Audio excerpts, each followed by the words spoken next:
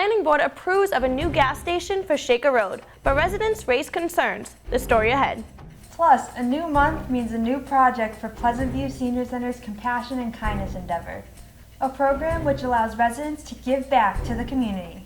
And later, Library Learning. ELCAT covers the latest program on identity theft, and we announce a brand new upcoming program that is sure to make a buzz. Also, find out how you can take part in the celebrations for graduation season.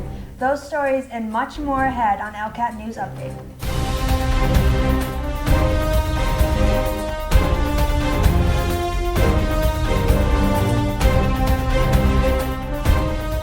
Thanks for tuning in to ELCAT News Update. I'm Rebecca Green. And I'm Courtney Ingalls. We begin the show with a look back at Memorial Day here in East Longmeadow. Over 100 people attended East Longmeadow's annual Memorial Day ceremony to honor those who have served. Memorial Day is a national day of observance to remember all our brave, fallen soldiers who have sacrificed their lives so that we can breathe the fresh air of freedom. As we all know, freedom is not free, so today we need to stop and reflect on all the conflicts and wars that our country has endured and remember all the families who lost their loved ones. Due to the rainy morning, the event took place inside where the high school band played and special guests such as State Senator Eric Lesser, members of the Board of Selectmen, and state representative gave heartfelt speeches to the town. It's a privilege and an honor to be able to be here and honor our fallen veterans. And I thought about the sacrifice that they've made for the brave men and women who served our country. None of them got to choose the type of day it was going to be when they gave their lives. None of them got to choose how they felt, whether they were sick, whether they were healthy, how they felt emotionally, mentally. The only choice they made was to put their country ahead of themselves. And if that's not the ultimate sacrifice, I don't know what it is. So for me, every year to be here is truly an honor, to be able to pay tribute to those brave men and women and to thank all of our veterans for what they do day in and day out. So from the bottom of my heart, thank you. God bless each and every one of you, and God bless America. We now move ahead to the town meetings, starting with the Planning Board. The board held a public hearing to revise and approve a site plan for a convenience store and gas station that will be located on Shaker Road. Just want everyone to realize that what we're here for is an amendment to the site plan. A special permit has already been issued and it is in force. So what we're doing is, I believe that there's some adjustments to the site plan that the applicant is looking to make. So what I'll do is I'll open it up to you first, have you explain the site plan, the amendments. I'll bring it back to the board for some discussion. Then I'll open it up to the public for any public comments, bring it back to the board, and we'll go from there. As the plans were being reviewed to prepare for the commencement of construction, a number of inconsistencies in the original plan. There were some changes that were recommended about the layout of the canopy and the fuel dispensing stations themselves. If instead of having them vertically, if they were angled, as you can see on this drawing here. The changes from the original plan increase the safety for drivers and those using the bike path. I think the angled probably functions better than the way he had it before. Well, that's what we think too. Yeah, well, I mean, because I'm thinking about traffic flow. And I'm thinking about cars coming in from Shaker Road and cars coming in from from Chestnut. Seems a little bit easier to get into the pumps now than it was before. I think more importantly, it's better for people who are backing out of the spaces in front. There'll be less of a conflict with the cars at the pump. Think about being at the pump angle. You won't have to drive forward and around, so you save some distance there. Our initial thought was it was too tight on the original drawing, and you would have that conflict that we think this eliminates. The entrance coming in off of Shaker, the grade is less severe. We've changed the grade, so it's not quite as steep a drop. Yeah, it's not quite as steep, plus you also put the guardrail along that north side of it. So, God forbid something does happen, you won't have a car going down and into the detention basin. It looks like the curb cut off of Shaker is in the exact same location. Is that true or false? True. That is true. Okay. How about the one in Chestnut? Same. Didn't change that. All right, because our concern the first time was how close it was to the bike path.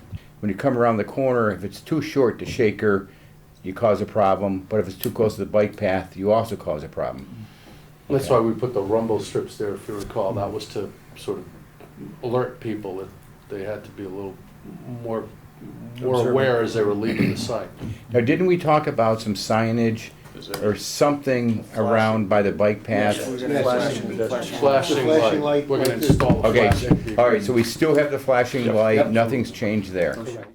Residents addressed concerns regarding disturbance issues. Did you guys look at where the trucks are gonna pull in from? Because I've seen at other gas stations, how the tanker trucks pull into these gas stations and try to pull out. Has that come into any We thought? actually had Bob Hill, who, from United Transport, whose office is right down the street, came to the meeting, and he discussed the access to the site at that time. I'm not a truck driver, so I can't. Yeah, I didn't hear anything say about that, But Yeah. no, that it's, was my question. we've done the truck turning radius, and there's plenty of room on the site, and like I said, by moving the canopy the way we have, we've made. Well, I understand the greater site, but I'm width. saying pulling back out onto either Shaker or Chestnut Yeah. may be a problem. It's actually set up and through the first site plan that Yeah. they'll be entering on Shaker Road and exiting on Chestnut Street, so it's a straight shot through. Right-hand And- turn.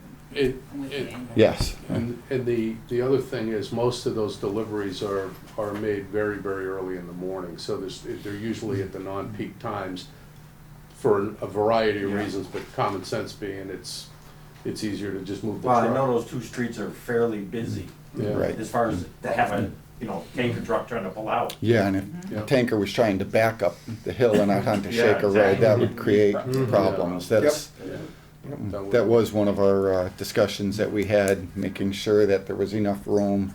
And there are actually graphs that you can put down based on the size of the vehicles to make sure that they can make the swing.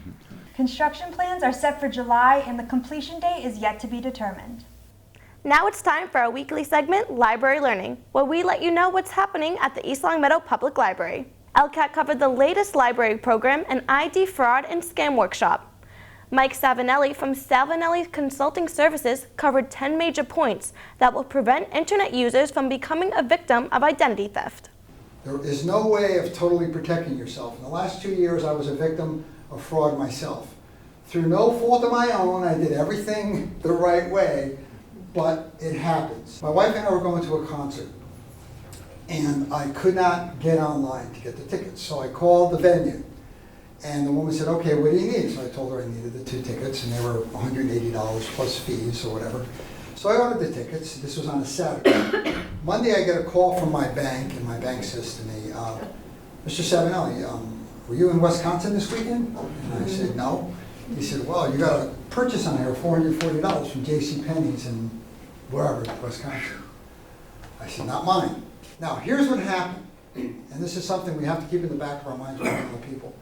A lot of times, people that work within these organizations have the opportunity to sell your credit card information and make money. Switching to upcoming library events, we have a new informative workshop, Beekeeping 101. A professional beekeeper will discuss everything there is to know about beekeeping and agriculture.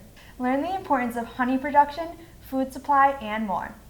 The info session takes place on Monday, June 13th at 1 p.m. in the library community room. Registration is required. The Pleasant View Senior Center also provides activities for the community. It's that time of year again for the Pleasant View Farmers Market to begin. Starting on June 10th, a farmers market will be held every Friday until October 7th in the Pleasant View parking lot. Enjoy fresh produce, plants, and other homemade items from various vendors. Again, the farmers market begins on Friday, June 10th from 10 a.m. to 2 p.m. Also on June 10th, the Pleasant View Senior Center will be holding their monthly program, Compassion and Kindness Endeavor. The program allows participants to give back to their community. This month, participants will be sewing dresses and bibs for those who are in need. The dresses and bibs go towards the programs Dress a Girl, Bibs for Bethlehem House, and Bibs for Vets. All are welcome to help out and give back on June 10th at 1 p.m. Graduation season is here, and we take a closer look on how you can prepare for the celebrations. Many residents have ordered cakes from the famous Peach Sweets right here in town. Not only can you purchase cakes, but you can learn how to make them with their very own baking and cake decorating classes. For more goodies, Maureen's Sweet Shop, located on the Rotary, provides handmade chocolates and gift baskets. Not a sweet tooth person? Grab a fresh bouquet of flowers for the graduate. Flower arrangements are available at House of Flowers on Shaker Road. For more information, stop in or visit each website to check out the products and pricing. Before we end tonight, a cautionary note for residents. The DPW will be paving Millbrook Drive, Sanford Street, and Pease Road. The project will occur within the next 2 weeks. Heads up on minor traffic and delay issues. Well, that will do it for us today on this edition of ELCAT News Update. Be sure to watch meetings on demand at our ELCAT YouTube channel, ELCAT 01028. Follow us on Facebook and watch us on cable channel 191 and 193. For cable channel times, make sure to check out our ELCAT program guide, available at the Town Hall, Library, and Senior Center. Also check your mail, as the programs will be delivered monthly within the reminder. Until next time, I'm Courtney Ingalls. And I'm Rebecca Green. Thanks for watching.